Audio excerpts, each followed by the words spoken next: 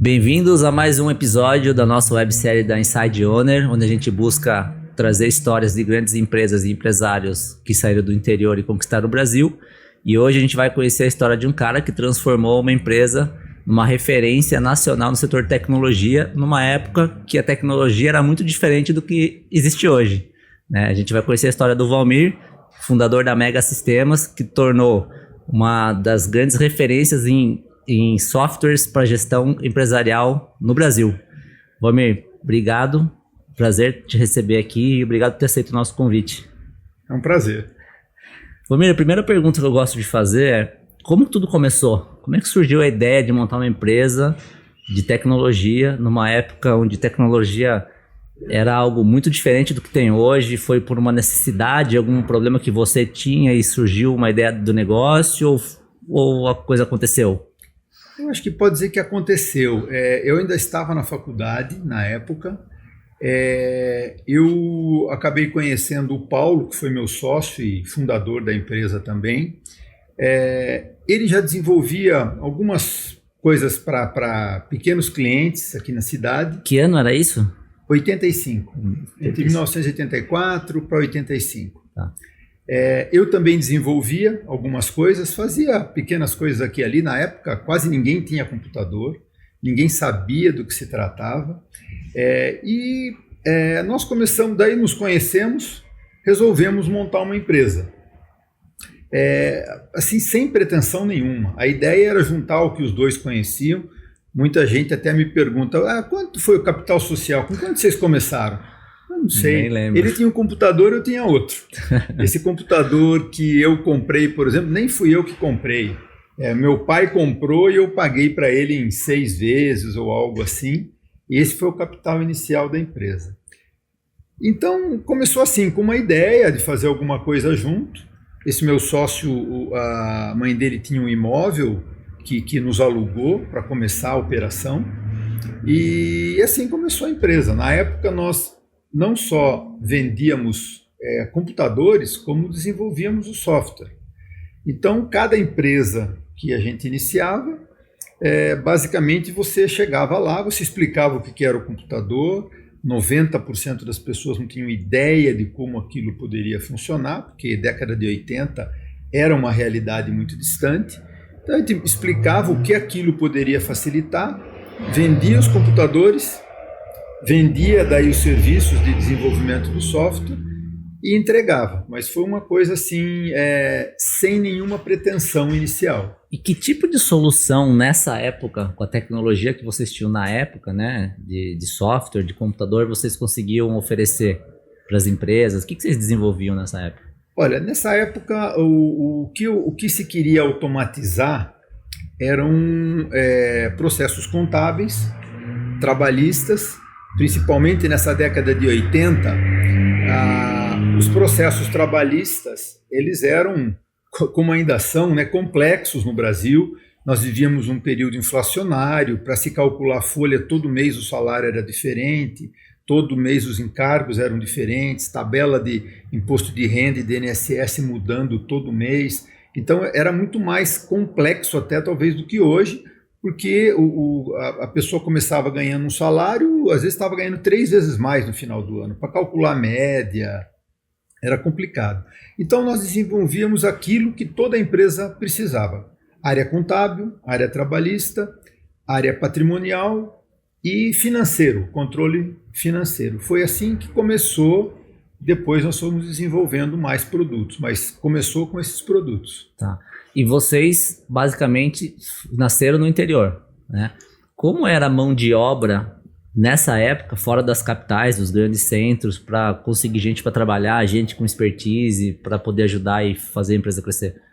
Olha, era difícil, talvez até como ainda é hoje, né? A diferença é que na época não existia essa mão de obra em lugar nenhum.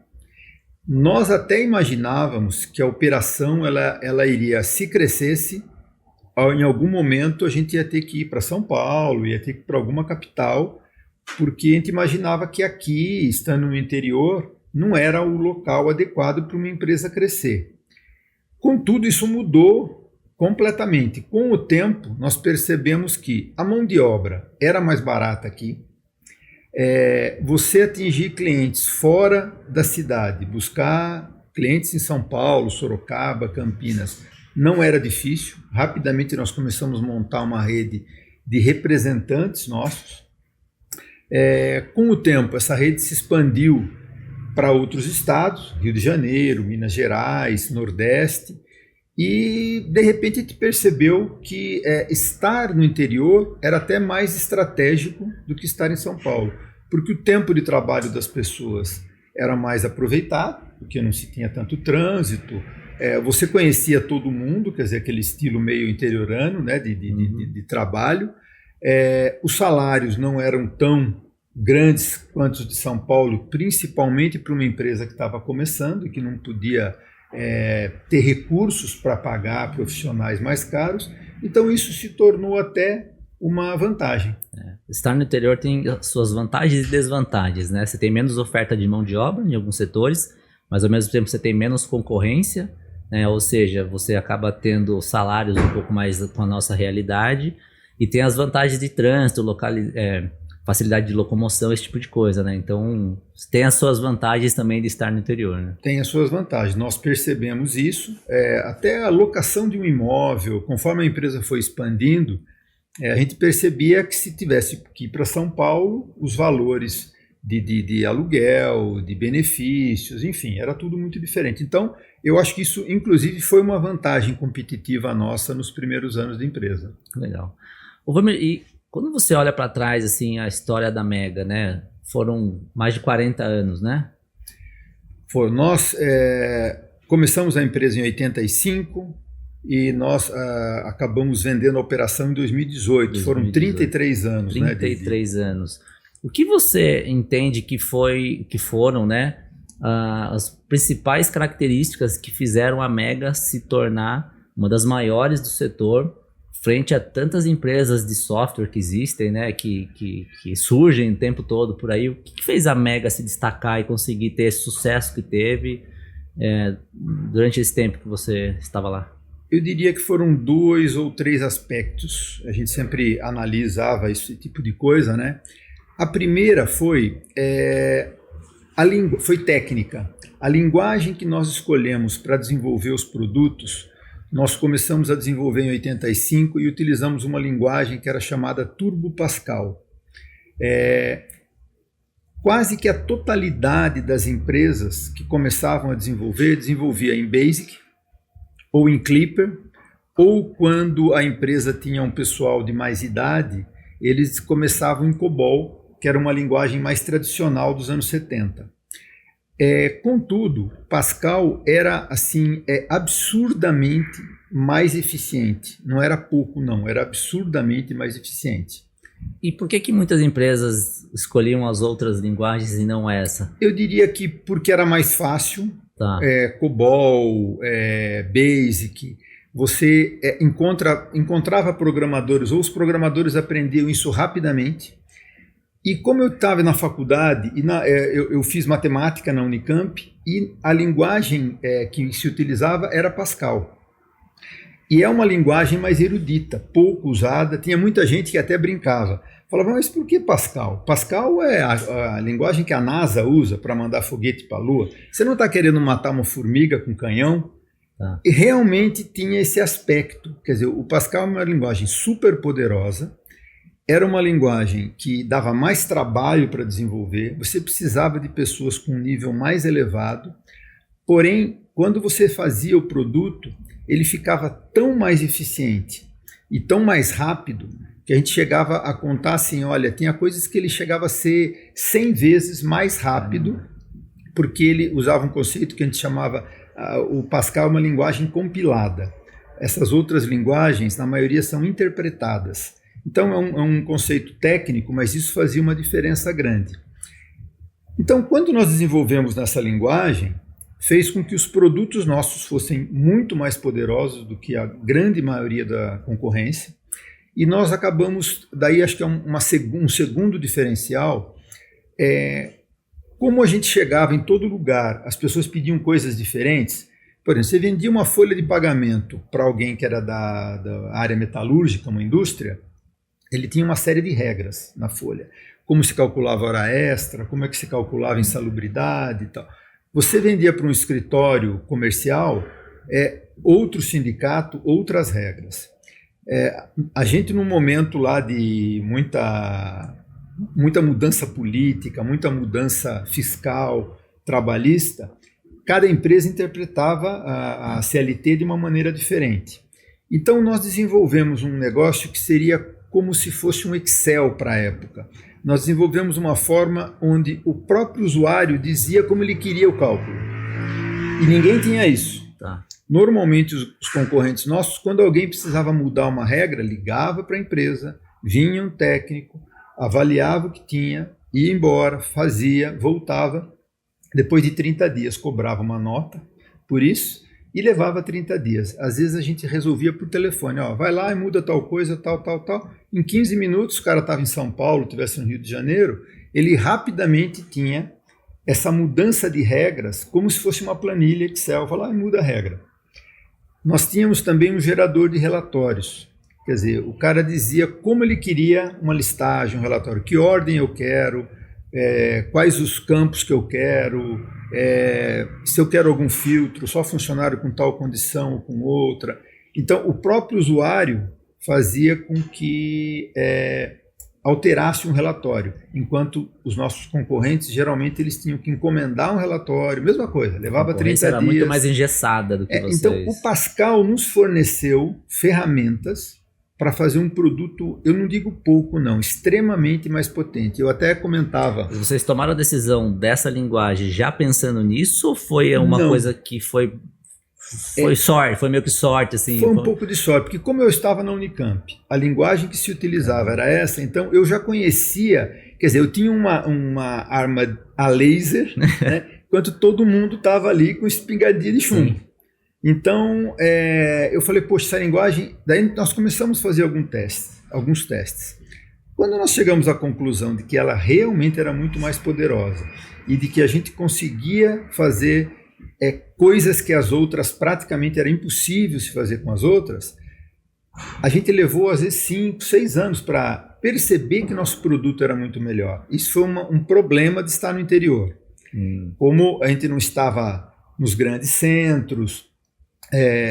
eu também não tinha uma experiência empresarial, eu nunca tinha tido empresa, meus pais, a família nunca tinha tido empresa, fui o primeiro a ter empresa na família.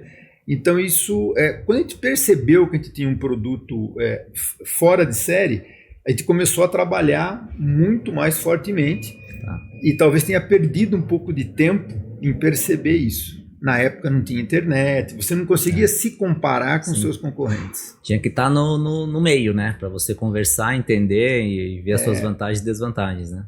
Então, assim, a gente demorou para entender que a gente tinha um produto diferenciado. Legal. E Wamir, durante esses 30 e tantos anos, quais foram os momentos mais complicados que você lembra, assim, que foram marcantes, que vocês passaram, que às vezes...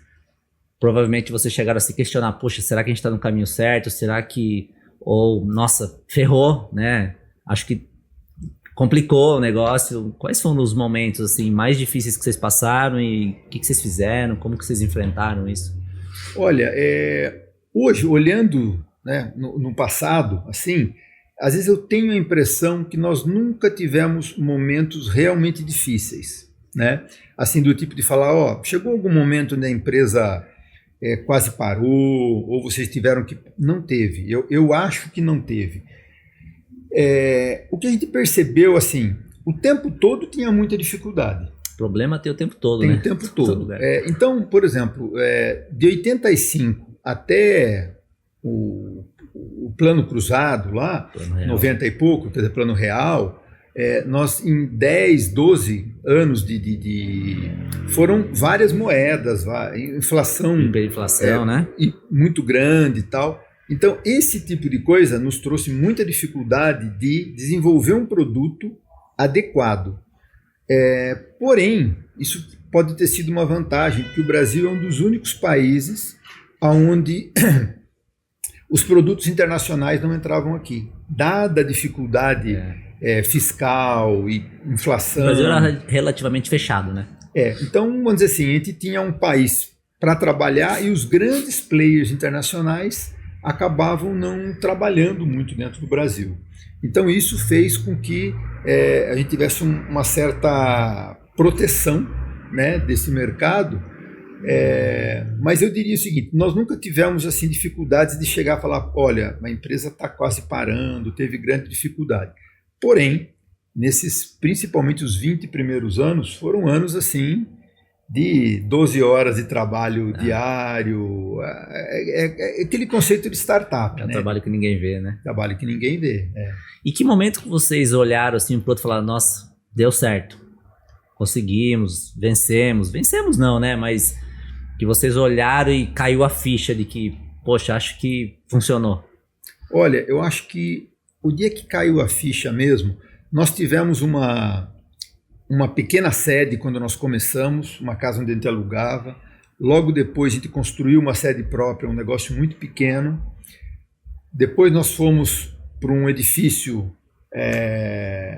aqui na cidade, onde ficavam vários andares, mas a gente não tinha noção do tamanho da empresa, porque conforme ia se ampliando, ia se adquirindo mais uma sala, ia ficando mais um andar. Ficou tudo picadinho. E mais ou menos, eu acho que na época em 2008 para 2010, mais ou menos, nós percebemos que a empresa estava em vários andares, rede vazando para tudo quanto é local, precisava conversar com alguém, sobe elevador, desce escada. Daí nós nos mudamos para um prédio onde ficou toda a empresa. Foi a primeira vez que eu vi o tamanho. Nós estávamos já na época com mais de 300 colaboradores, e aí até assustava um pouco. A gente não tinha ideia do tamanho. Acho que se falar em cair a ficha, eu acho que foi naquele momento que a gente percebeu o porte que a empresa estava e a responsabilidade como empresário, que a gente estava ali com, se fosse contar entre colaboradores nossos, mais os representantes que nós tínhamos em todo o Brasil, do Rio Grande do Sul até Rio Grande do Norte, né? O Norte a gente nunca atuou, mas vamos dizer assim, do Rio Grande do Sul até o Rio Grande do Norte, se a gente fosse contar entre representantes, colaboradores, a gente falava aqui, ó, diretos falando e indiretos, né? 600, 700 famílias, certamente mais de 1000 vidas dependem desse negócio. Caramba. E na época da pandemia, você ainda estava com a empresa ou já tinha vendido? Tinha vendido. Já tinha vendido. Você já estava na transição ainda ou você já tinha saído? Eu já tinha saído. Tá, então você não tem muita ideia de como que foi esse processo lá? Nós acompanhamos bem, porque já estava naquele período, vamos dizer assim, onde nós tínhamos a operação vendida, mas parte da negociação dependia de alguns resultados de anos vindouros. Então, nesse processo, a gente acompanhava a evolução da empresa. Mas a empresa não teve dificuldades nessa época de pandemia. Conseguiu se adaptar. Tecnologia, né? O que acontece? A Mega sempre se destacou pelo mercado construtora, incorporadora e segmento agrícola. E essa área de software ela tem uma grande vantagem porque ela depende pouco da venda do mês, mas ela tem um recorrente, um contrato mensal que as empresas pagam mensalmente para manter o suporte, manter as alterações fiscais, legais, em que mesmo que você não tenha vendas ou que caia brutalmente o volume de vendas, o volume recorrente de faturamento da empresa, às vezes é 70%, 80% do faturamento. E isso as empresas dependem daquilo. Então, logicamente que houve um desequilíbrio, uma preocupação, que não sabia o que ia acontecer, mas assim, não foi uma preocupação como eu imagino que aconteceu com redes hoteleiras, com empresas aéreas, sim, enfim, empresas que tiveram que parar, que trabalhavam com shopping, vendas em shopping, né? E que mudanças a pandemia, que você sabe, né, trouxe, né, e permaneceram para a empresa, para o seu segmento em si? Eu diria que, primeiro, o trabalho home office, né, que isso é uma tendência que acho que já estava latente, era necessária, mas que ela se catalisou, né, acelerou totalmente, foi necessário. Permaneceu? Permaneceu em parte. Tá. Eu diria que hoje é muito mais do que era pré-Covid. Hoje é mais híbrido, né? Hoje é mais híbrido, mas hoje já é muito menos do que foi logo pós-Covid. Né? A gente percebe que depende do trabalho, o home office é útil, em alguns casos não funciona muito bem. Então o híbrido é uma equilíbrio, mescla, né? Um equilíbrio. Então, assim, eu acho que isso foi uma mudança. Uma outra mudança que pouca gente nota, mas assim ficou muito claro para mim, é que ao ter um home office, o home office não tem distância. Quer dizer, você pode trabalhar na empresa de Itu, você pode trabalhar na empresa de Salvador, você pode trabalhar numa empresa em Paris. Estados Unidos.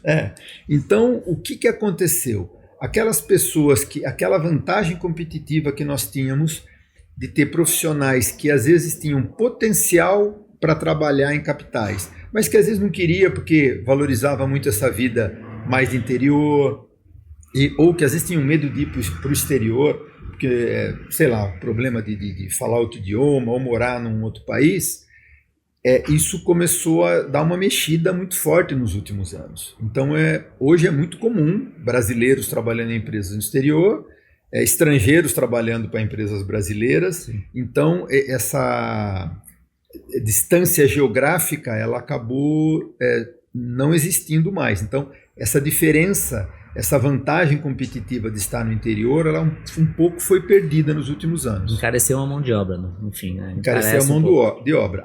Eu diria que hoje, dada a realidade nossa no Brasil, aí, as grandes cabeças aí pensantes estão migrando muito para fora. O Brasil perde muita gente boa hoje, porque claramente os salários lá fora são mais competitivos. É difícil competir mesmo. É difícil. E aí, pós essa jornada empreendedora, você se arriscou a empreender no meio político. Político não, né? Você foi convidado, né, pelo ex-prefeito a ser secretário, a assumir uma secretaria, né, aqui na cidade, Secretaria de Educação. Sim. Conta um pouco como foi esse movimento, essa decisão, o que te levou a tomar essa decisão e como foi a sua experiência? Olha, foi uma decisão difícil, porque primeiro eu nunca esperava, eu até comentei quando recebi o convite, que eu era um pouco preconceituoso com político. Acho que ainda sou. Preconceituoso com político. Então eu não gostava dessa área, eu era até muito apolítico, nunca me envolvi, nunca me interessei muito por essa área. E quando recebi o convite foi uma surpresa. Então eu fiquei numa dúvida, porque por um outro lado, eu estava num momento de vida onde eu tinha acabado de fazer a negociação com a empresa, eu estava buscando algo para começar a desenvolver e eu queria dedicar parte do meu tempo para algo, dar uma devolvida para a população, né, um pouco daquilo que eu ganhei, né, nesse período. Então eu tinha interesse de fazer algo, mas nunca imaginei como. E nunca imaginei entrar para a política. Tanto que quando alguém comentou que está entrando para a política, eu até me senti mal. Falei, não estou entrando para a política. Política é quem tem voto, né? Eu estou sendo convidado para ser um secretário e tal. Então, assim, mas me tocou quando alguém falou, pô, você está indo para a política? Falei, nunca imaginei isso, né? Mas, assim, foi um aprendizado fantástico. Eu gostei muito, eu acho que eu consegui trazer um pouco da visão de empresário para dentro do negócio. Aliás, foi isso, quando o prefeito na época me convidou, eu nem o conhecia, quer dizer, eu o conheci por ocasião do convite, e ele falou, não, eu não estou buscando um educador, eu estou buscando um gestor, eu quero alguém que administre e você pode desenvolver sua equipe com educadores, com profissionais da área. Então aí eu me senti à vontade e eu coloquei para ele, falei, olha, se eu não conseguir fazer algo de diferente, eu vou sair. Porque financeiramente, longe de ser algo interessante, nenhum, né? O secretário, o valor era realmente muito baixo, perto do que o empresário estava acostumado. Mas eu falei, eu acho que eu posso fazer algo pela cidade. E eu acho que eu consegui melhorar a educação, acho que foi uma bela gestão, o prefeito me deu muita liberdade, eu consegui montar uma equipe fantástica, tanto que ao sair o próximo secretário manteve essa equipe, então foi uma equipe assim que fez muito, assim, isso foi o maior pagamento que a gente poderia receber. Falou, eu acho que a gente conseguiu mudar a educação da cidade. E principalmente assim, aprender como funciona a área pública, que é muito diferente, né? A gente como empresário toma decisão, faz. Muito burocrático, né? Você tem que seguir ritos, né? Para depois, lógico, não ter problemas, tem que prestar contas, né? É muito diferente. Às vezes uma coisa banal que tem que ser feita, as regras, as leis não permitem que sejam feitas da melhor maneira, porque, olha, não, isso aqui tem um rito para fazer, tem um caminho para fazer. Não, mas assim é pior. Mas tem que ser feito assim, né? Infelizmente. Mas a gente aprende muito. E você acha que, assim, dá para ter esperança, tem solução, ou do jeito que é hoje vai ser muito difícil a gente conseguir ver melhorias em outras áreas também? Porque todas as áreas têm as suas dificuldades, as suas burocracias. Eu lembro de um exemplo que você deu de uma compra de computadores que precisava fazer para uma escola que, por conta de ser um órgão público, teria licitação, tinha todo um tempo que ia demorar, aí a empresa não conseguia travar o preço porque é em dólar. Então, eu lembro que você me comentou que se eu entrasse num site e cotasse, ficava mais barato muito do que comprar aquela quantidade que era enorme, mas por conta do tempo, do prazo, de ser órgão público, ficava mais caro. Então, assim, é um tipo Você é proibido de comprar o que é melhor. Você tem que fazer no caminho de licitação, e quem entra em licitação são empresas já especializadas nisso, e nem sempre é o melhor preço. Fica mais caro às vezes, né? Tudo sempre fica, não é pouco, fica muito mais caro, infelizmente. Isso é uma coisa que a gente de fora não tem essa percepção, né? Não tem noção. Antes de começar, eu achava assim, por que a política no país é tão ruim, né? De uma maneira geral, em todas as esferas. Eu falava, ou é incompetência, ou é corrupção. Ou é proposital, né? Ou é porque tem muita corrupção, ou é porque é incompetência. Mas quando você está lá dentro, você percebe que, lógico, pode até ter outras características, mas assim, o que mais atrapalha é uma legislação talvez antiga ou feita para segurar, uma legislação feita para não permitir uma série de coisas, mas que no fundo, eu não sei se ela traz mais danos do que utilidade. Benefícios, né? E aí, a hora que você percebe, tudo fica mais caro, tudo é mais difícil. Fica lento e caro, né? Lento, caro, às vezes inconclusivo. E você foi convidado por uma área em que você já era envolvido de certa forma, né? Através do seu instituto, que você fundou lá atrás, que é o Instituto Bubonem, né? Sim, eu acho até que o convite foi por conta disso também. Quer dizer, eu sempre tive uma queda por essa área educacional, cultural. Eu gosto muito, né, de museus, gosto muito de cultura, de educação, e eu sempre quis fazer algo, né, por isso. Então criei esse instituto. Fala um pouco sobre ele, Valmir, pra gente. Do instituto? O Instituto Bubonem, ele foi criado pensando em estimular para que as crianças gostem mais de ciência, gostem mais de cultura, gostem de coisas que normalmente na escola não se gosta, né? Matemática é chato. Então a gente criou um instituto. No começo, esse instituto, o objetivo dele era montar coleções científicas, cédulas, moedas, falar um pouco de geografia, de história, era ser bem eclético, mas para permitir que crianças tivessem um ambiente diferente de escola, para gostar um pouco mais de estudar.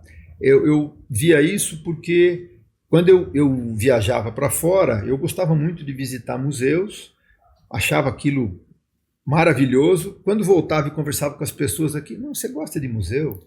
Que coisa chata, que coisa velha. Fala, cara, você já foi no Museu de História Natural de Nova York? Já foi no Museu de Washington, de aeroespacial? Falei, a hora que você entra no museu daquele, você fica a tarde inteira. Quando você vê, está na hora de ir embora e não dá tempo de você conhecer tudo. Então eu tinha um pouquinho de inveja desses espaços culturais e não ter a mesma oportunidade aqui. Então a gente começou a desenvolver esse instituto, criamos.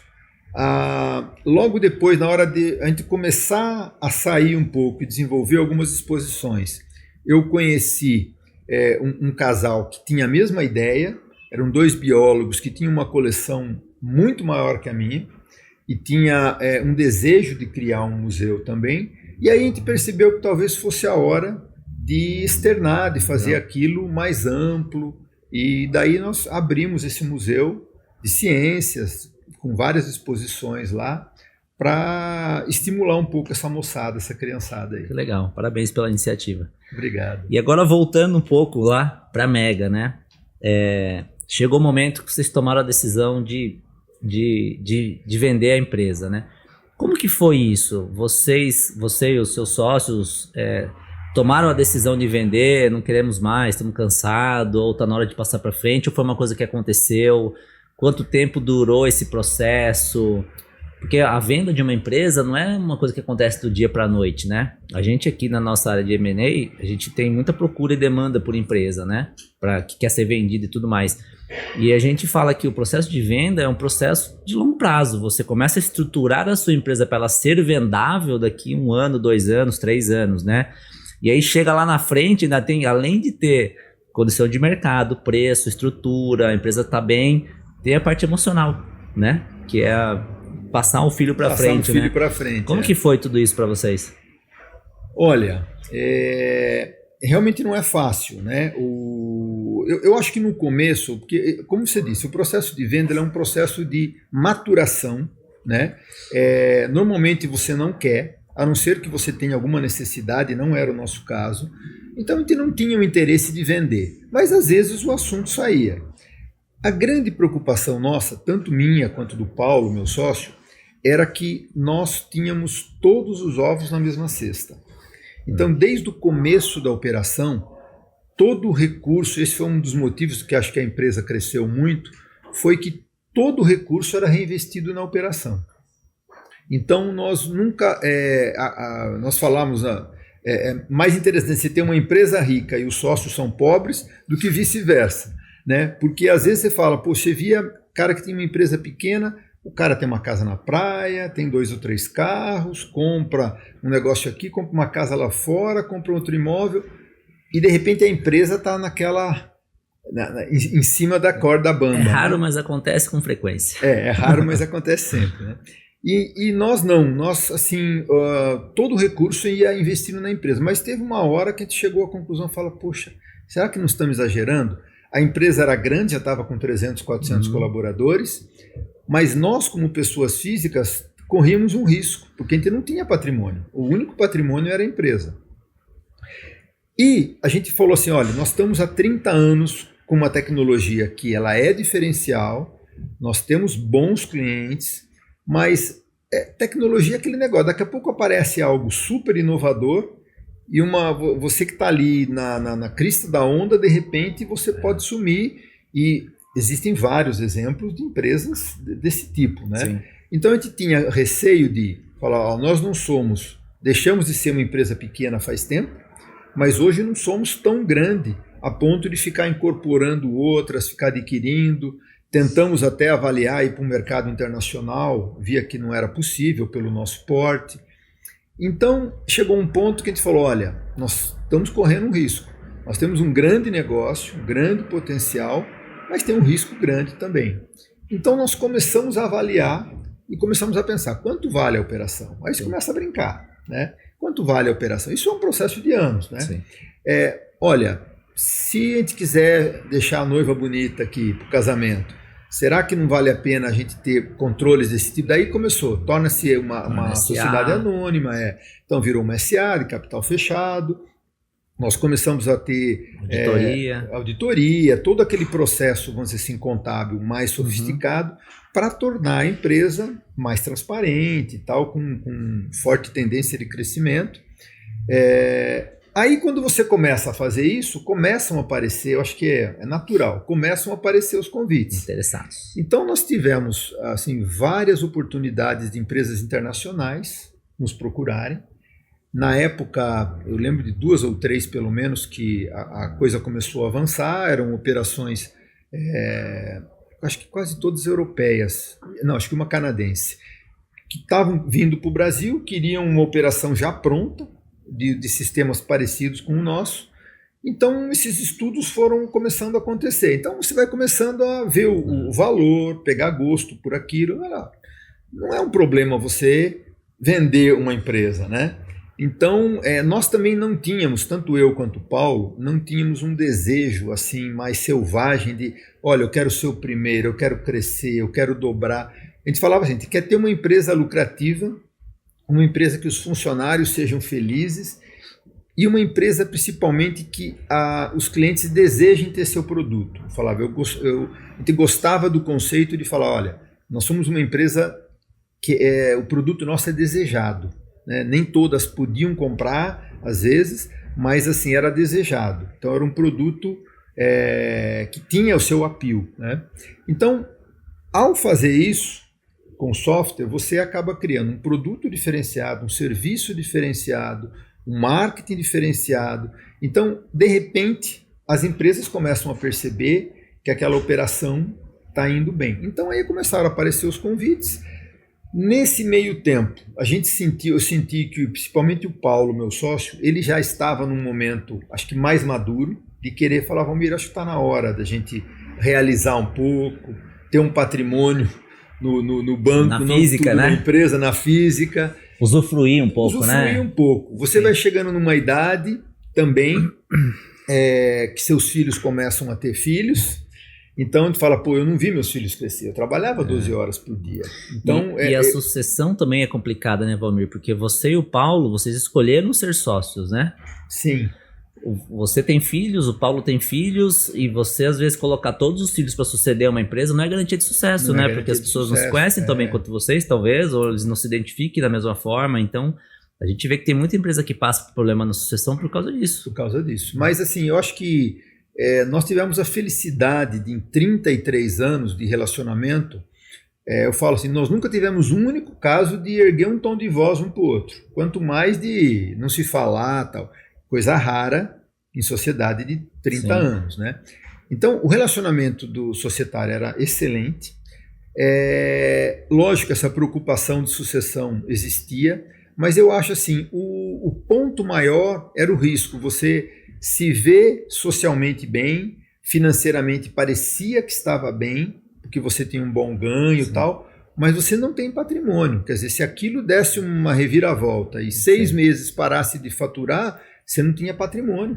É realizar o lucro, né? Teoricamente, lucro. né? E o Flávio Augusto fala muito isso, que as empresas são feitas, têm que ser feitas para serem vendidas, né? Isso. E você tem que vender ela quando você está no momento bom. Exatamente. Não quando está no momento ruim, quando você está precisando. Né? E lá não foi... lógico que foi uma venda, porque a operação era... A empresa que nos adquiriu, ela era uma empresa muito maior.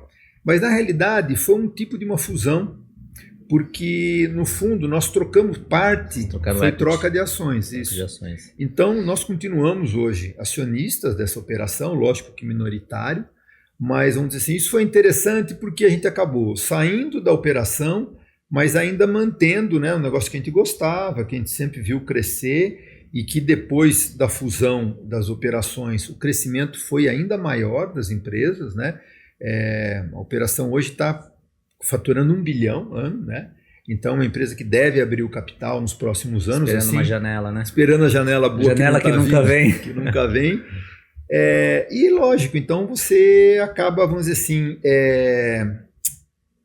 não tendo mais todos os ovos na mesma cesta, né? Quer dizer, você acaba tendo um patrimônio pessoal, tem uma garantia de tranquilidade, né? Uma aposentadoria garantida aí, e apostando, né? Você pode apostar agora em outros negócios, né? Ô Valmir, e assim, você falou que vocês foram assediados, né? Foram procurados por várias empresas. Quais são os fatores fundamentais que fizeram vocês escolherem uma empresa e não a outra? Lógico, tem a proposta, né? Valor é um dos principais pontos, né? Sem dúvida. Mas acho que não é só isso, né? Não é só dinheiro no fim. Não é. Nós até tínhamos algumas empresas, a gente falava, ó, se essa aqui aparecer, não, né?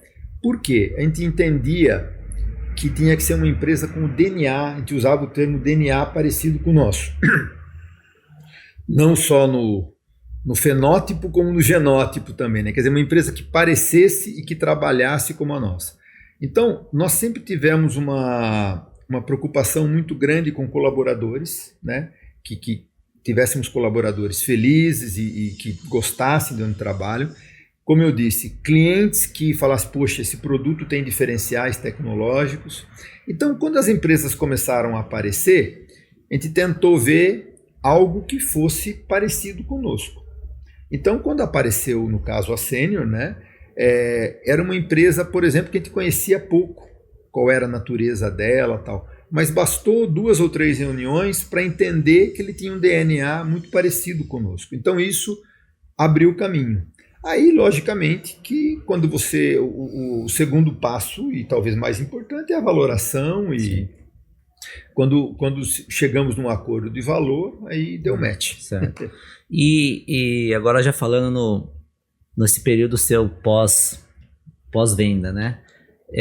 Como foi agora cuidar do patrimônio, né? Focar em outras coisas, um patrimônio que antes era imobilizado, estava numa empresa e agora tem uma liquidez. Como que você se aprimorou nisso? Que você se organizou? Como que é o dia a dia focado agora nessa aposentadoria, né? Porque tem gente que trabalha a vida inteira, a hora que se aposenta, entra em depressão, acontece um monte de coisa, né? Mesmo tendo patrimônio. Como que foi para você? Acho que você já estava preparado psicologicamente, né? Tava. Não, eu já sabia que não ia ter problema com isso. E eu acho que até que foram 2 coisas bem distintas. O meu sócio, por exemplo, ele já se preparou para descansar. Ele falou, Valmir, eu estou tranquilo com a minha vida, eu não quero dar uma continuidade. Agora eu vou curtir a vida, apoiar, ajudar quem eu gosto, tal. Eu olhei assim e falei, eu acho que não está na hora de parar ainda. Então, eu já tinha me preparado para começar novos negócios, até porque, eu falo assim, eu tinha um pouco de saudosismo da empresa pequena. Eu gostava, quando a empresa tinha 20 colaboradores, eu conhecia todo mundo, às vezes fazia um almoço em casa, ia todo mundo, jantar de final de ano, ia com as esposas, e eu sabia o nome de todo mundo. Então eu falei, agora acho que é hora de aproveitar um pouco dessa experiência que a gente ganhou nesses 30 e poucos anos e começar de novo, né? Então o que eu comecei a fazer? A buscar oportunidades com pessoas que a gente saiba que tenha potencial, pessoas que tenham visão, que queiram crescer, que sejam ambiciosas, mas que ao mesmo tempo às vezes precisa de um coach, de alguém que tem mais experiência, possa pôr recurso, mas que possa colocar experiência, né? Então aí eu comecei a buscar isso. Não foi só isso também. Eu achei que a parte financeira, cuidar de patrimônio em banco, era mais fácil, mas não é tão fácil assim, não né? Quer dizer, se você quer cuidar daquilo, você tem que ficar olhando. Se dedicar. Eu não digo diariamente, mas assim, às vezes você fica lá, tem o mês do fechamento lá, que você dá uma olhadinha e fala, bom, agora deixa eu olhar as instituições, ou o que está acontecendo com esse dinheiro e tal, e aquela preocupação de que aquele recurso não acabe, né? Que aquele recurso, pelo contrário, ele possa se ampliar, perpetuar, porque né? a gente gostaria de deixar para os filhos aquilo que quem está aqui, perpetuar para que ele possa deixar também para os netos, né? Então dá trabalho cuidar disso aí, né? E em quais negócios você tem olhado, que você está tentando entrar ou se entender um pouco mais? Tem algum projeto em andamento, alguma coisa que você está querendo construir, algo que você esteja querendo fazer? Você está falando assim no aspecto basicamente financeiro ou empresarial? Empresarial. Tá, tem. Eu estou envolvido hoje com 4 ou 5 negócios, né? Eu tenho uma empresa também de software, só que agora um pouco movido para a área educacional. Então, eu acho assim, no caso da Mega, um dos destaques que a gente teve foi que a gente soube aproveitar e segmentar alguns mercados que eram distantes de tecnologia e que a gente achou que era a hora de investir, e nós acertamos nisso. Então, o segmento da construção civil, incorporação, na virada do século aí de 2000, 2001, 2002, todo mundo fazia área indústria tal, e poucas construtoras incorporadoras eram bem informatizadas. Então a gente percebeu essa lacuna e investiu lá, deu certo. O agronegócio também era pouco usado 20 anos atrás, nós começamos a investir nisso e isso deu certo também, a gente acabou crescendo muito nisso. Então agora eu falei, poxa, qual é o segmento que tem tecnologia mas não está usando. E a gente chegou à conclusão que a educação, de longe, é onde acontece. Eu vejo assim, existe muita tecnologia para a educação e praticamente nenhuma escola usa. Isso eu posso dizer assim com maior tranquilidade. Eles acham que usam, mas praticamente não usam. Os professores são um pouquinho avesso à tecnologia. Tecnologia hoje é caro. Você colocar um óculos 3D, você usar realidade virtual, realidade aumentada, capacitar professores, enfim, tudo isso custa caro. E às vezes a educação não consegue fazer esse investimento. Então a gente começou a investir numa empresa que usa tecnologia, eu nem digo que faz novas tecnologias, mas que usa as tecnologias existentes e tenta popularizar isso nas escolas. Legal. Essa é uma coisa que a gente está investindo. Uma outra empresa que nós estamos trabalhando é a impressão 3D, que é um outro negócio que nós entendemos também que tem franco crescimento. Então as empresas hoje, vamos supor, às vezes tem uma bomba, um motor, uma válvula que pesa 30, 40, 80 quilos, você precisa levar para uma feira ou precisa levar para dar um treinamento.